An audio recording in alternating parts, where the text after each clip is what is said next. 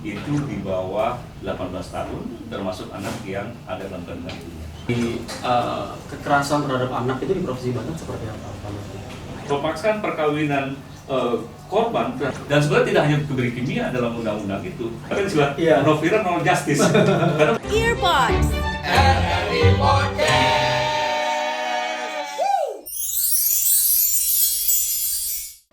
Halo Sobat Earpods, kembali lagi di RRI Podcast bersama saya Dede Firdaus. Dan Sobat Earpods, pernah nggak sih kita merenung sejenak apakah memang anak-anak yang ada di sekitar kita ini tumbuh dengan aman, nyaman, dan bahagia? Karena memang di tengah dari perkembangan zaman, ini mulai dari kekerasan, perundungan, sampai kejahatan digital, mereka butuh perlindungan dari kita semua. Bukan hanya tentang kata-kata, tapi juga aksi nyata dari semua pihak. Jadi untuk ngobrol tentang hal itu, kita sudah bersama dengan Ketua Dewan Pakar Komnas Anak Banten. Kemudian juga beliau Ketua Satgas dari Pencegahan dan Penanganan Kekerasan Untirta. Ada Bapak Muhammad Uut Lutfi SHMH. Kabar baik ya Pak Uut? Alhamdulillah, kabar baik. Kabar baik, Alhamdulillah. Di tengah kesibukannya masih ngurusin tentang Komnas Anak ini ya betul, Pak ya. betul. Karena memang ternyata kasusnya nggak selesai ya Pak. Banyak banget ini tiap hari. Kalau dari data itu memang setiap tahun mengalami peningkatan. Peningkatan. Ya, terutama kekerasan seksual itu Ya. ya, di Provinsi Banten ini. Ya, ini kan memang dari Komnas Anak ini kan garda depan bisa dibilang ya Pak ya. Ya. Untuk perlindungan anak di Banten khususnya. Harapannya Seperti itu. Sebelum kita bahas tentang perannya nih ya, Sobat Earpods, sebenarnya apa sih mungkin definisi dari kekerasan terhadap anak itu seperti apa sih Pak Lutfi? Iya, kekerasan terhadap anak atau disingkat itu KTA ya. Nah, ini berdasarkan Undang-Undang Perlindungan Anak. Itu adalah suatu perbuatan atau tindakan terhadap anak yang mengakibatkan anak mengalami penderitaan, baik itu fisik, psikis, ya, seksual, karena ancaman, intimidasi, ya, termasuk juga pemaksaan yang itu berakibat atau berhadapan dengan hukum, jadi melawan hukum. Itu definisi dari kekerasan terhadap anak. Nah, yang perlu digarisbawahi juga, Kang Dede, ini usia anak. Nah, ini usia anak ini berdasarkan Undang-Undang Anak itu nomor 35 tahun 2014, itu di bawah 18 tahun, termasuk anak yang ada dalam kandungan ibunya. Nah, jadi dibatasi oleh undang-undang. Jadi usia SMP itu masih anak ya? SMA masih anak, SMA juga masih anak ya? betul. Bahkan kuliah juga ada tuh yang Di bawah 18 tahun. Di bawah 18 tahun ada juga. Iya. Jadi bahkan bisa dibilang kekerasan anak ini mengakibatkan traumatik gitu ya terhadap si anak sendiri. Iya, betul. Betul Pak Dede. Tadi. Ya. Tapi memang kalau dari kekerasan terhadap anak itu di Provinsi Banten seperti apa, Pak Lutfi? Ya, kalau berdasarkan kami ya tim di lapangan Komnas Anak baik provinsi maupun juga kabupaten kota, ini ya kami boleh katakan bahwa Banten ini darurat kejahatan seksual terutama terhadap anak kan itu ya.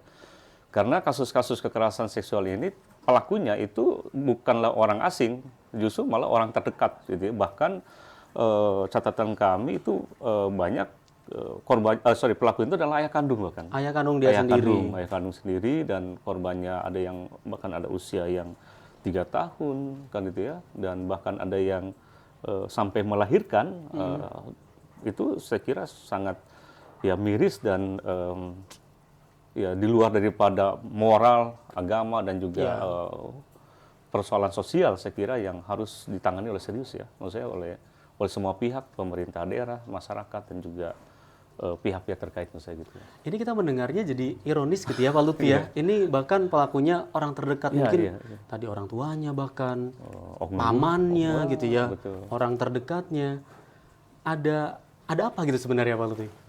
Iya, dari psikologisnya mungkin. Ya, pertama kalau kami mengidentifikasi ya, saya kira ini perlu untuk diterapkan pendidikan seks sejak dini. Ya. Sex education, ya baik itu di lingkungan keluarga mulai parenting misalkan, ya yang dilakukan oleh Dinas Perempuan atau himpunan psikolog.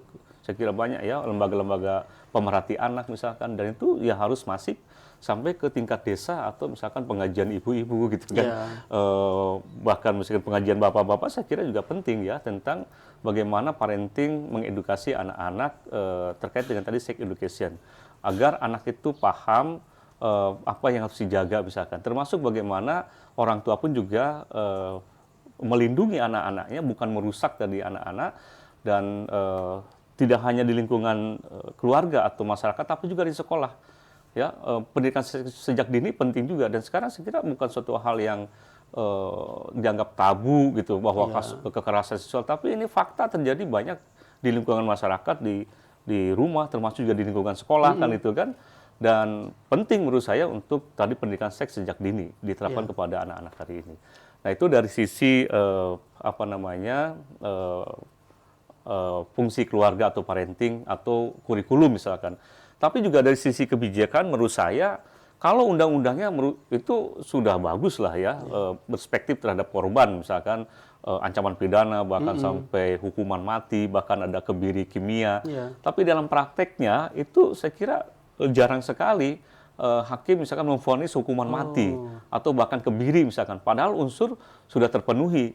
Misalkan korban lebih dari satu, trauma berat, ya kan, terus juga pelaku tadi misalkan ayah kandung atau misalkan pendidik.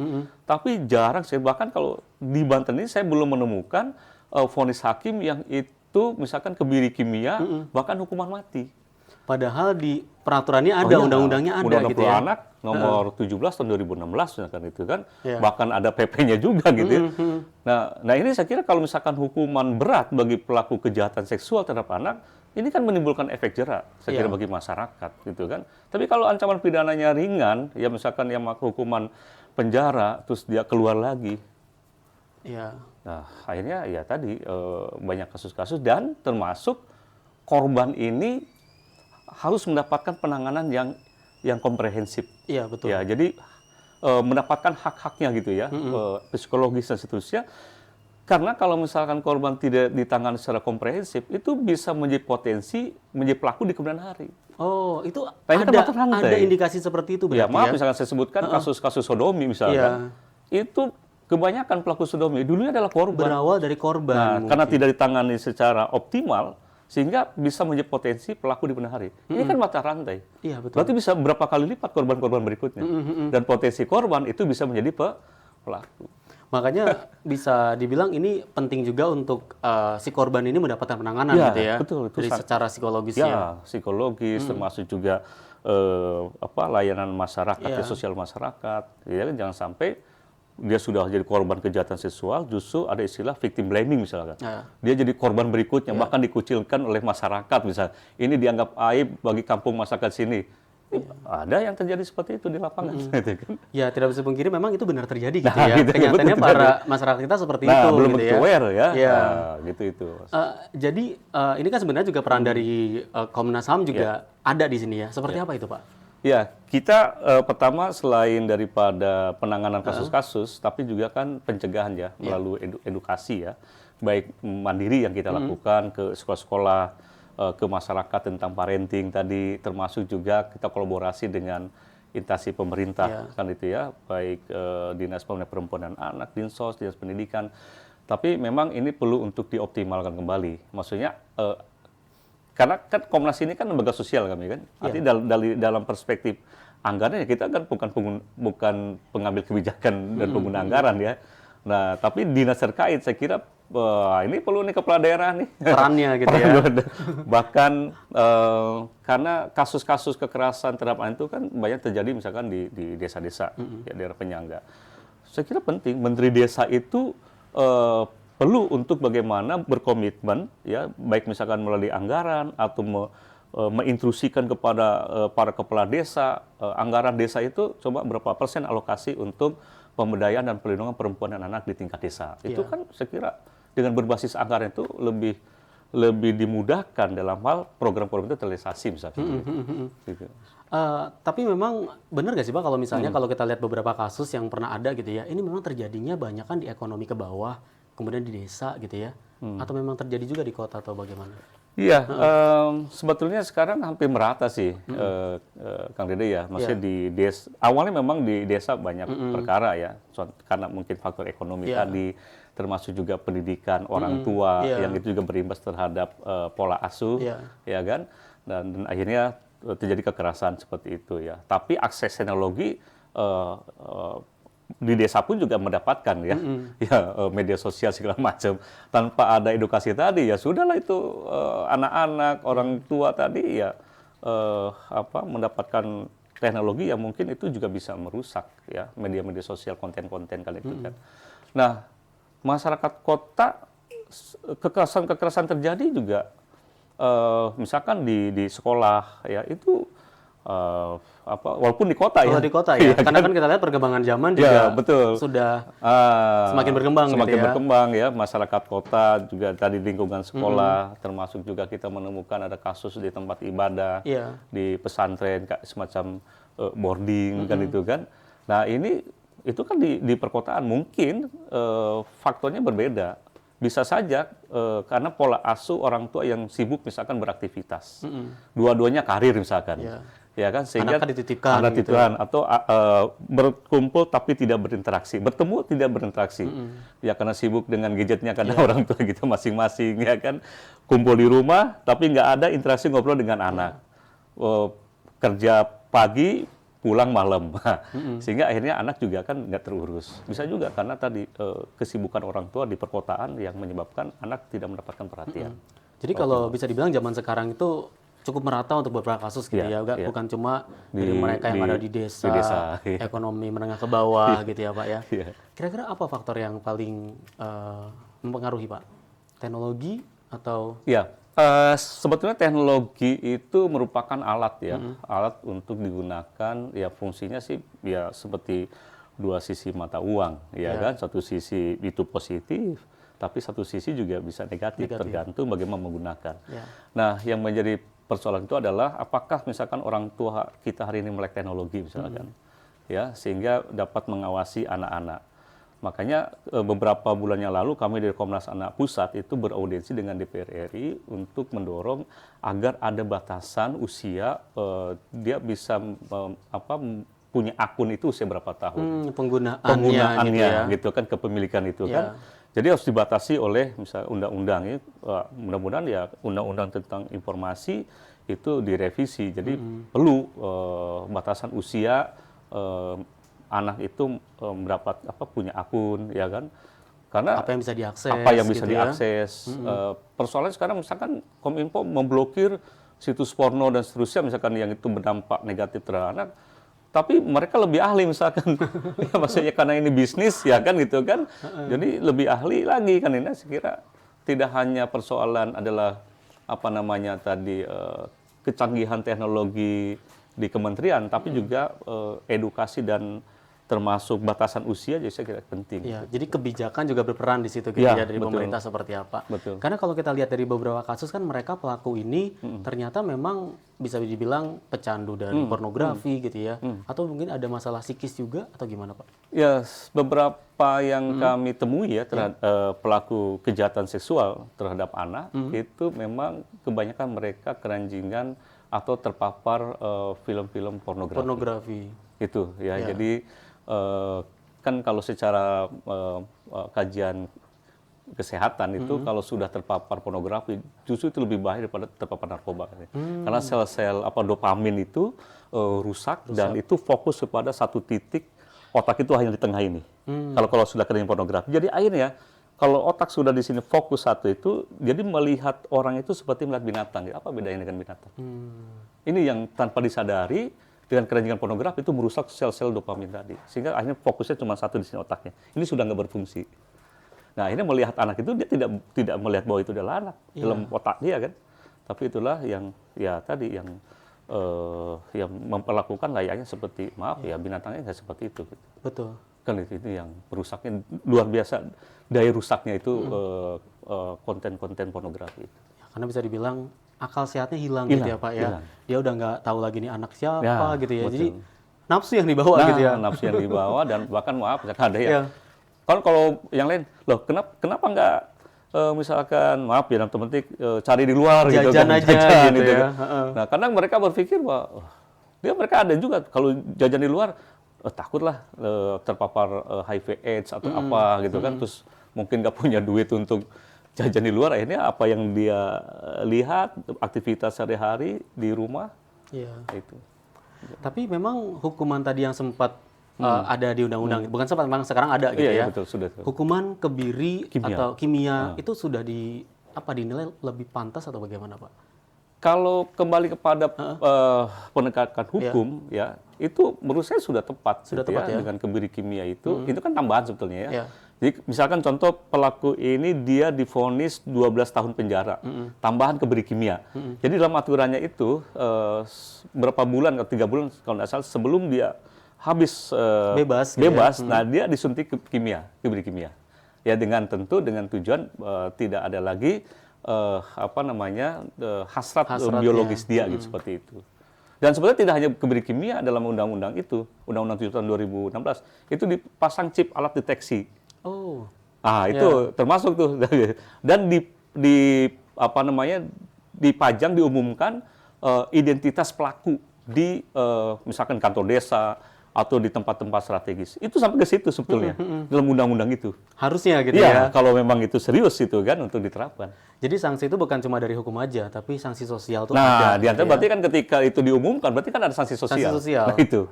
Jadi undang-undang sudah ke situ sebetulnya. Tapi kenyataannya gimana Pak di Provinsi Saya Banten? belum pernah lihat itu. Ya, maksudnya yang pelaku kejahatan seksual nggak ada. Sampai seperti itu seperti gitu ya. Iya. Apa kira-kira Pak yang terjadi? Ya, kalau kembali lagi sejauh mana kembali ya.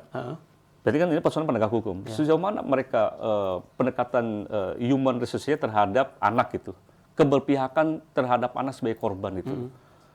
Kalau misalkan kembali kepada perspektif itu bahwa ketika hukum itu lemah, ya kan, sehingga tadi berapa banyak lagi korban-korban yang akan berjatuhan. Iya. Bagaimana generasi 2045 generasi emas Generasi katanya, emas. ini bisa jadi generasi cemas. Iya. Lost generation, generasi yang hilang, terpapar. Ini kan kalau dari perspektif itu, saya kira harusnya para penegak hukum itu bagaimana menjatuhkan hukuman yang undang-undang pun sudah mengatur gitu loh. Ini kejahatan luar biasa loh, extra the crime. Iya. Kejahatan yang luar biasa ketika kasusnya itu korbannya adalah anak. Iya. Kan harus berpikir ke arah sana gitu. Karena bisa dibilang panjang bisa jadi ya Pak ya. Mungkin anaknya tadi bisa jadi Bisa jadi pelaku pelaku, kemudian hari, betul, traumatik dan yang Traumatik, lainnya. betul. Masa depan gitu ya Pak ya. itu. Tapi kalau dari tadi hukum kebiri itu sebenarnya seperti apa sih Pak? Karena kan mungkin jadi beberapa orang melihat sudut pandangnya ini menyalahi hak asasi manusia misalnya gitu ya. Ya sekarang, nah ini kan memang ada sudut pandang seperti itu gitu ya. ya. Ada pro dan kontra. Iya, pro dan kontranya. Sekarang gini, pelaku kejahatan seksual itu pelanggaran berat HAM nggak? Saya tanya. Iya. Itu kan pelanggaran berat HAM, Iya. ya kan? Ketika dia melakukan kejahatan seksual. Tapi ketika misalkan di kebiri kimia itu pelanggaran HAM, dia sudah melakukan kejahatan yang luar biasa loh terhadap anak-anak yang tadi punya masa depannya masih panjang. Ya kan? Saya kira pemerintah sudah mempertimbangkan dengan berbagai aspek ya filosofis dan seterusnya sehingga mereka menerapkan tadi kebiri kimia. Tinggal eksekusi, saya kira. Terutama di Provinsi Banten ini. Saya belum pernah mendengar tadi vonis misalkan kebiri kimia, Ya. apalagi hukuman mati kan, Ya. gitu kan. Termasuk juga di nasional kayaknya masih ini apa ya? Kebiri kimia yang sepengetahuan saya itu ada di pengadilan negeri di Lampung deh kalau nggak salah. Lampung pernah terjadi. Iya, vonisnya ada kebiri kimia. Gitu. Karena sebenarnya yang jadi perhatian bersama gitu, kita juga bukan cuma di pelakunya aja, si korban ini juga penting ya Pak ya. Betul. Apalagi mungkin mereka yang belum mengerti apakah itu memang kekerasan seksual, apakah itu ruda paksa misalnya. Itu gimana sih Pak menanganinya? Iya, nah ini yang terkadang ketika vonis pengadilan itu sudah dijatuhkan, seolah-olah kasus itu selesai. Iya. Padahal itu belum selesai bagi korban. Ya, artinya bagaimana pemulihan terhadap korban. Iya. Berarti kan dinas terkait, baik itu misalkan dinas sosial, dinas perempuan dan anak, yang terus memantau korban ini tumbuh kembangnya, Iya. gitu kan, walaupun sudah vonis pengadilan, gitu. Bagaimana sekolahnya misalkan ketika dinas pendidikan, kalau dia misalkan korban kejahatan seksual tapi dia sekolah misalkan, itu kan terus dipantau harusnya. Iya. Pemenuhan kalau belum optimal dioptimalkan, walaupun sudah vonis pengadilan kan gitu kan.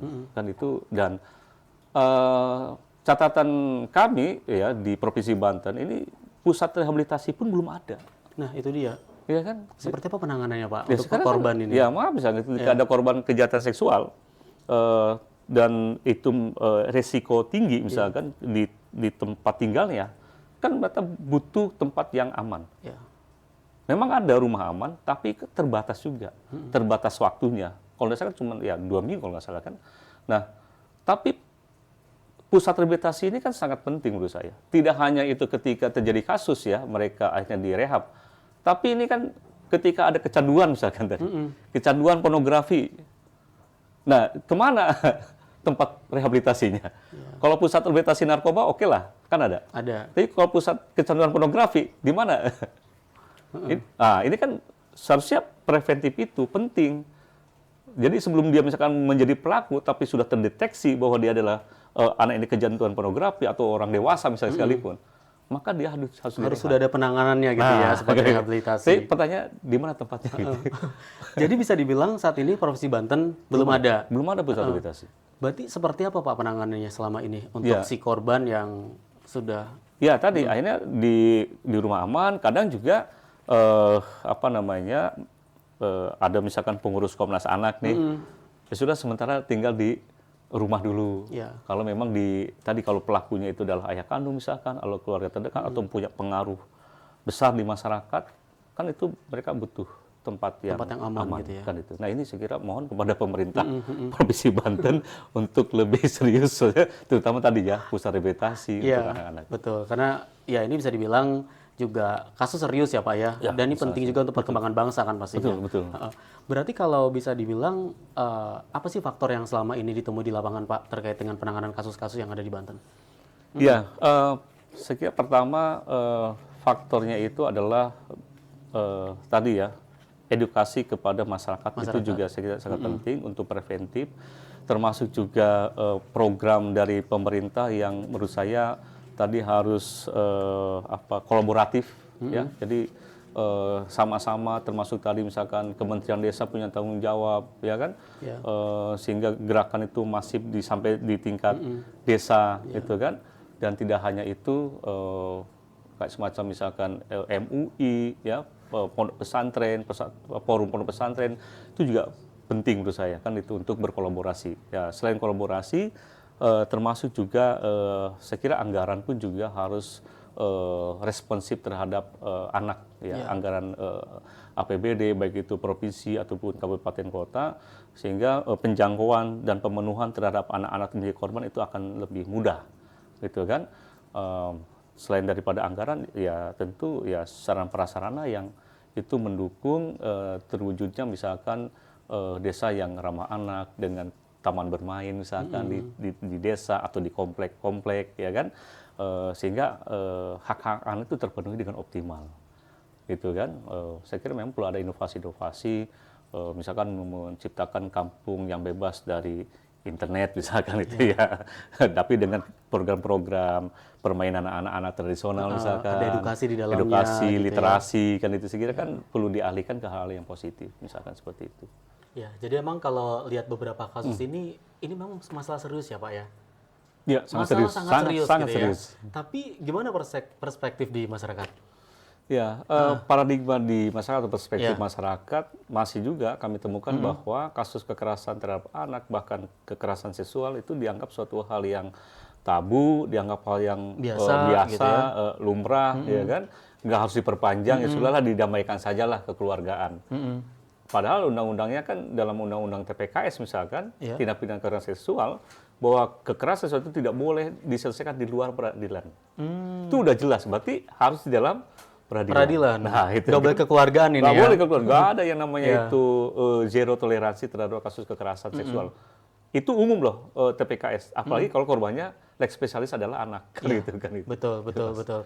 Berarti ya tadi bisa dibilang di masyarakat ya udah hamil ya udah tinggal dikawinin gitu misalnya, atau ya udah nggak hamil nggak apa-apa gitu. Itu gimana Pak? Betul, karena ketidaktahuan masyarakat terkait dengan undang-undang misalnya terbaru tadi TPKS misalkan. Dalam undang-undang TPKS itu pemaksaan perkawinan usia anak itu tindak pidana.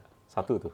Pemaksaan perkawinan korban terhadap si pemerkosa itu juga dapat dipidana. Oh, itu juga tidak boleh ya? Tidak pidana boleh. Itu ya? Ya, itu dalam undang-undang TPKS. Ya. Persoalannya semasif apa pemerintah itu mensosialisasikan kepada masyarakat. Iya. Undang-undang TPKS tadi misalkan. Nah itu Mas. Iya, karena memang ya bisa dibilang kejadian masyarakat seperti itu ya. Misalnya khususnya menengah ke bawah mereka kalau udah hamil, ya udah dikawinin Ya aja karena selesai. sebelumnya kan begitu gitu kan. Iya. Nah, tapi tadi sekarang ada undang-undangnya. Persoalannya masyarakat mungkin nggak tahu tentang undang-undang terbaru misalkan kan gitu ya. Itu sudah jelas tindak pidana berarti apa Tindak ya? pidana. Harus diproses secara hukum. Iya, Ya. iya. Tapi sejauh ini yang terjadi Provinsi Banten beberapa kasus seperti apa sih Pak? Bisa diceritakan mungkin kasusnya seperti apa, pelakunya seperti apa? Iya, tadi selain di lingkungan keluarga kan ayah kandung sebagai pelaku kan itu ya, di sekolah pun yang seharusnya itu menjadi tempat yang aman dan ramah bagi anak-anak dan anak-anak mendapatkan ilmu, ya kan, mendapatkan transformasi moral misalkan dari pendidik gitu ya, dan bahkan dalam Undang-Undang Perlindungan Anak nomor pasal 54 jelas bahwa satuan pendidikan harus menjaga lingkungannya dari bentuk kekerasan. Ya. Ditambah lagi sekarang ada Permendikbud nomor 46 tahun 2023 tentang pencegahan penanganan kekerasan di satuan pendidikan, ya kan? Di setiap sekolah wajib dari mulai PAUD sampai SMA itu dibentuk TPPK, tim pencegahan dan penanganan kekerasan.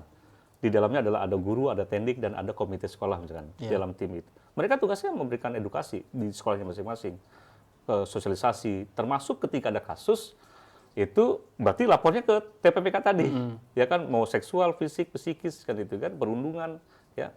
Nah, di tiap kabupaten kota dan provinsi itu pemerintah daerah itu membentuk namanya Satgas PPK.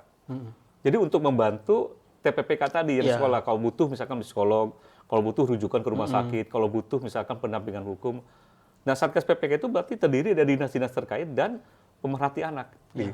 Problemnya misalkan apakah sudah terimplementasikan Permendikbud itu? Beberapa kami ke lapangan ketika ada kasus di sekolah, pasti saya tanya, ada tim PPK nggak di sini? Ya. Oh, ada Pak. Apa tugasnya tim PPK? Aduh, apa ya Pak ya? Ibu Bapak tahu nggak Permendikbud 46 tahun 2023? Nggak tahu. Ini kan problem. Maka kami sebetulnya sudah menyurati Dinas Pendidikan Provinsi Banten. Ya, agar apa? Agar Satgas PPK-nya gerak gitu loh. Sosialisasi. Berikan pelatihan penanganan kasus misalkan bagi TPPK yang ada di sekolah. Jangan sampai akhirnya tiba-tiba viral tuh di sekolah tertentu misalkan kasus oknum guru misalkan pelakunya. Mungkin karena tidak ada edukasi, sosialisasi, dan tidak ada kanal pelaporan. Iya. Gitu loh. Jangan nunggu viral gitu ya. Jangan nunggu, karena ada juga kan istilah no viral, no justice. Karena mungkin tadi ditangani, ada laporan tapi tidak ditangani. Iya. Kan kalau dalam prinsip penanganan itu kan ada cepat, akurat, komprehensif, integratif. Cepat berarti penanganannya harus quick respon, ya kan? Akurat berarti tim ini ketika ada laporan, dia betul-betul mengumpulkan alat bukti, memberikan keterangan segala macam, ya, sehingga sesuai dengan SOP lah kan seperti itu ya. Nah, komprehensif berarti apa? Layanan terhadap korban itu harus dipenuhi. Korban ini butuh apa? Psikolog, ada konselor. Oh, anak ini butuh rujukan rumah sakit, berarti layanan medis dan seterusnya. Itu kan komprehensif. Terintegratif berarti kolaboratif. Tadi kalau sekolah tidak punya psikolog, berarti ada nanti kerjasama dengan UPTD PPA, dengan Komnas Anak. Jadi kan saya kira kalau itu semua menjadi tanggung jawab bersama, ya, pelindungan terhadap anak, semua unsur terlibat, saya kira ini akan lebih mudah mengurangi kasus kekerasan terhadap anak di masyarakat, saya kira. Termasuk di sekolah tadi. Sistemnya terbangun gitu, jadi anak-anak juga merasa terlindungi. Betul. Ketika ada apa, lapornya juga jelas gitu ya. Itu. Berarti kalau ternyata banyak sekolah yang belum punya PPK ini, apa faktor mereka, Pak? Pertama tadi, menurut saya kembali kepada leading sector. Jadi kalau sistem pelindungan itu kan ada 3. Pertama ada substansi, undang-undangnya, regulasi ada nggak sih? Berarti kalau kita analisa, oh sudah ada.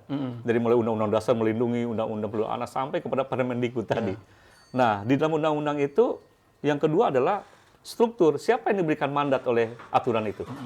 Tadi, misalnya, oh kalau di sekolah ada TPPK, dibentuk. Oh di provinsi kabupaten adanya Satgas PPK.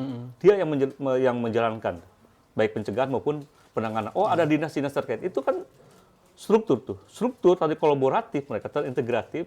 Termasuk yang ketiga, sistem pelindungan itu adalah SOP. SOP-nya ada nggak? Gitu kan. Manajemen penanganannya ada nggak?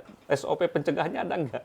Nah ini kalau 3 komponen ini tadi, substansi, regulasi, strukturnya, termasuk juga SOP-nya itu ada, saya kira penanganan kasus-kasus itu akan tadi kepada prinsip-prinsip tadi, cepat, akurat, komprehensif dan terintegratif. Nah, diharapkan seperti itu sebenarnya gitu Pak ya, Pak ya. Idealnya kan begitu. Tujuannya kan? seperti itu.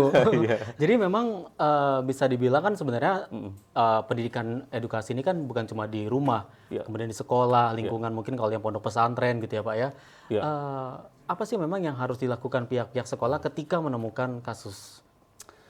Ya, yang harus dilakukan oleh pihak sekolah ketika menangani ada kasus. Ada kasus. Pertama berarti kan perlu dibentuk dulu TPPK. TPPK-nya timnya harus SDM-nya itu berarti harus diberikan pembekalan, pelatihan, sehingga dia ahli, dia paham ketika ada kasus itu berarti apa yang harus langkah-langkah awalnya sampai akhir. Ya kan? Sehingga tadi kembali kepada prinsip-prinsip penanganan. Nah, termasuk juga support dukungan sarana prasarana juga penting. Ketika misalkan Anda nggak ruangan untuk konseling penanganan kasus, kan? Ruangannya aman nggak, nyaman nggak, ya kan? Terus misalkan kalau itu CCTV-nya ada nggak? Termasuk misalkan toiletnya. Toilet di sekolah misalkan sudah ramah nggak sih selama ini? Toilet sekolah apakah masih ada misalnya tuh yang harus diganjel sama bata misalkan pintunya, ya kan?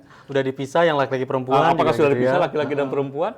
Kan itu kan? Nah ini juga kan salah satu sarana prasarana faktor utama juga menurut saya, sehingga orang melakukan kejahatan bisa saja bukan karena niat gitu, tapi karena ada kesempatan. Oh ternyata lihat toiletnya nggak nyaman nih, yang nggak ada niat jadi niat, ngintip lah dia, pelecehan lah terjadi di situ. Nah kan seperti itu. Lihat nggak ada CCTV nih, oke kayaknya aman nih kalau saya melakukan kekerasan. Kan itu. Nah itu saya kira sarana prasarana juga di sekolah itu betul-betul harus diperhatikan. Gitu. Karena kan kekerasan ini juga sebenarnya bukan cuma tentang kekerasan seksual ya Pak ya. Perundungan misalnya, bullying itu juga termasuk ya Pak. Ya di Permendikbud itu 46 itu dan termasuk di dunia kampus sama ya. Kalau kampus itu Permendikbud nomor 55 tahun 2024. Sebenarnya sama. Bentuk kekerasan itu yang diatur dalam Permendikbud itu baik sekolah maupun kampus itu ada kekerasan fisik, kekerasan psikis, kekerasan seksual, perundungan atau bully ya, terus diskriminasi, intoleransi, termasuk kebijakan yang itu dapat menimbulkan kekerasan. Jadi itu bentuk-bentuk kekerasan itu yang tadi diatur dalam Permendikbud. Tapi kan satu kekerasan saja itu luar biasa. Dampaknya, terus juga tadi keseriusannya sejauh mana? Seperti apa? Gitu bullying sekarang kan tidak hanya physical bullying, tidak hanya misalkan itu kontak fisik ya, atau relational bullying, tapi juga kan cyberbullying. Cyberbullying kan sekarang kasus kekerasan seksual sekarang itu kebanyakan melalui media sosial, kekerasan berbasis gender online, dengan berbagai ada istilah revenge porn misalkan, ajang balas dendam. Awalnya pacaran misalkan ada hubungan hubungan istimewa suka sama suka, terus itu bertukar foto atau video call seks misalkan yang itu bernuansa seksual. Awalnya ada persetujuan, ada concern misalkan. Tapi ketika mereka ada problem, ada masalah, terjadi revenge porn. Misalkan diputusin, dia nggak terima nih cowoknya, akhirnya disebar. Nah, jadi sekarang justru kekerasan seksual termasuk bullying itu terjadi berselancar di dunia maya. Ada istilah bait prank. Dia menampilkan sosok seorang perempuan, profilnya perempuan. Kita beberapa kasus ya. Dia mencari berarti korbannya perempuan. Seolah-olah dia perempuan nih pelaku ini. Akhirnya apa? Dengan bujuk rayu, si korban itu ngirim foto dan video yang bernuansa yang diinginkan oleh si pelaku. Ternyata setelah dicuri, dia itu bukan perempuan, dia laki-laki. Itu banyak melalui awalnya Telegram tuh hati-hati. Telegram itu awal kebanyakan tuh dari Telegram, setelah itu ditindaklanjuti melalui misalkan WA dan seterusnya. Jadi kayak ngeprank di internet yang banyak beredar itu juga termasuk itu kekerasan juga ya ke anak, jadi bisa dilaporkan itu ya Pak? Itu itu termasuk cyber ya. Bentuk cyber, kejahatan cyber. Dan kebanyakan sekarang begitu. Kita kembali kalau ngomongin tentang edukasi nih ya Pak ya, berarti kan memang bisa dibilang keluarga ini adalah garda terdepan utamanya gitu ya, untuk pembentukan anak dan yang lainnya. Peran seperti apa sih yang harus dimiliki orang tua kepada anak-anak atau yang ada di sekitar kita? Dari sebenarnya ada 8 fungsi keluarga ya. Tapi kalau saya cermati di masyarakat, ketika sosialisasi atau kasus-kasus yang lapor ke kami, itu saat ini yang menjadi problem itu adalah komunikasi. Komunikasi antara ayah, orang tua, ya ibu dengan anak. Ya maaf ya, tanpa kita pungkiri kan, kadang kita sibuk tadi dengan gadgetnya masing-masing. Bapaknya sibuk, mamahnya sibuk karena banyak grup WA. Nggak ada interaksi gitu ya, Pak? Ya, anaknya juga disibuk. Padahal kumpul di tempat makan, padahal kumpul di dalam rumah itu. Tapi nggak ngobrol. Sehingga anak dia punya problem, mungkin di sekolah, di tempat bermain, tapi kapan saya mau menyampaikan itu ke bapak saya, ibu saya? Ternyata ibu saya sibuk. Ketika direspon pun juga, ya nanti aja ya, kapan lagi? Misalkan gitu kan. Nah, jadi keran komunikasi yang menurut saya ini tidak harmonis, termasuk tadi tidak ada ruang anak untuk cerita curhat kepada orang tuanya. Nah, ini akhirnya apa? Maaf, pelariannya anak hari ini itu ke dunia maya tadi. Dia akhirnya karena mungkin curhat di media sosial, curhat di status WA misalkan, curhat di IG, curhat di Facebook. Nah, seolah-olah tadi ada yang peduli, ada yang care, ada yang empati, padahal itu modus. Nah, ini yang tidak diketahui oleh orang tua. Jadi anak-anak itu akhirnya dia curhat di media sosial, ditangkap oleh orang pelaku tadi, terjadi di situ kekerasan. Gitu. Dia merasa nyaman sama orang tersebut gitu ya. Betul. Gitu. Termasuk misalkan fatherless ya. Saya menemukan beberapa kasus, misalkan ada anak SMP, SMA, dia menjalin hubungan dekat dengan gurunya, yang gurunya seumuran mungkin dengan bapaknya. Ternyata ada zona nyaman di situ. Kenapa dia nyaman? Karena dia tidak mendapatkan kenyamanan di rumahnya. Ya, jadi akhirnya apa? Dimanfaatkan oleh si pelaku itu kenyamanan itu. Itu terjadi. Dan saat ini kasus-kasus yang tadi, pacarnya ternyata orang dewasa, ternyata bahkan seumuran dengan orang tuanya. Kan. Nah itu satu. Yang kedua, kelekatan yang saya gunakan. Biasanya anak perempuan, ini dekatnya biasanya sama bapaknya dibandingkan dengan ibunya, wajar. Tapi akhirnya tadi, ketika bapaknya itu terpapar pornografi, banyak anak-anak perempuan jadi korban. Balik lagi tadi, akal sehatnya sudah hilang gitu ya. Jadi peran keluarga sangat penting, itu garda terdepan. Tadi tentang pola asuh, apakah hari ini pola asuhnya otoriter misalkan, apakah permisif, jadi akhirnya misalkan justru orang tua takut terhadap anak yang ngatur orang tua, atau misalkan itu cuek masing-masing, orang tua mau kemana terserah, anak mau kemana terserah, jam berapa, nggak peduli, atau demokratis misalkan, atau di situ ada ruang komunikasi, quality time, walaupun mereka sesibuk apapun, ada waktu dalam seminggu misalkan sekali untuk ngobrol. Ya, untuk evaluasi apa yang selama kemarin kurang nih, apa yang perlu kita perbaiki ke depan. Saya kira itu juga penting, peran komunikasi dibangun. Atau ada pendidikan orang tua sekarang katanya pendidikan VOC katanya Pak, marah-marah terus sama anaknya gitu. Itu ngaruh nggak untuk perkembangan anak? Ya itu akhirnya ketika orang tua punya masalah, mau di tempat kerja misalkan, larinya ke anak, pelampiasan ke anak. Nah ini yang sekali lagi karena tadi anak itu dianggapnya manusia mini gitu loh, karena masih dalam pertumbuhan, sehingga akhirnya mudah sekali menjadi korban kekerasan. Tadi cekcok orang tua, larinya korbannya adalah anak. Kan seperti itu yang terjadi. Ya, jadi dari kasus yang ada nih Pak, berarti kalau misalnya Sobat Earpods lagi dengerin, lagi menyaksikan kita gitu ya, apa sih yang harus kita lakukan ketika menemukan kasus atau mungkin cara pencegahannya? Baik, kalau dalam Undang-Undang Perlindungan Anak itu sudah jelas pasal 72 bahwa peran serta masyarakat di situ sebagai pelopor dan pelapor. Jadi kalau dari kasus berarti kan pelapor. Jadi sebenarnya kasus anak ini siapapun punya wewenang untuk melaporkan. Jadi kan deliknya delik biasa. Jadi tidak hanya korban yang itu melaporkan diterima oleh penyidik. Jadi siapapun boleh. Oh, yang mungkin menyaksikan atau yang tahu itu bisa? Boleh. Tidak hanya tadi orang tua, tidak hanya anak. Masyarakat boleh, perorangan atau kelompok tadi. Yaitu sebagai pelapor. Jadi memang masyarakat harus berani untuk melaporkan ya ketika ada anak yang menjadi korban misalkan di lingkungan masyarakat. Nah itu dijamin oleh undang-undang gitu. Dijamin oleh undang-undang. Nah ini jadi jangan takut masyarakat ketika ada kasus melaporkan kasusnya ke kepolisian, jangan takut nanti ditolak, tidak. Kasus kekerasan terhadap anak itu adalah delik biasa. Siapapun berhak untuk melaporkan. Dan itu dijamin pasal 72 tadi. Ya. Gitu.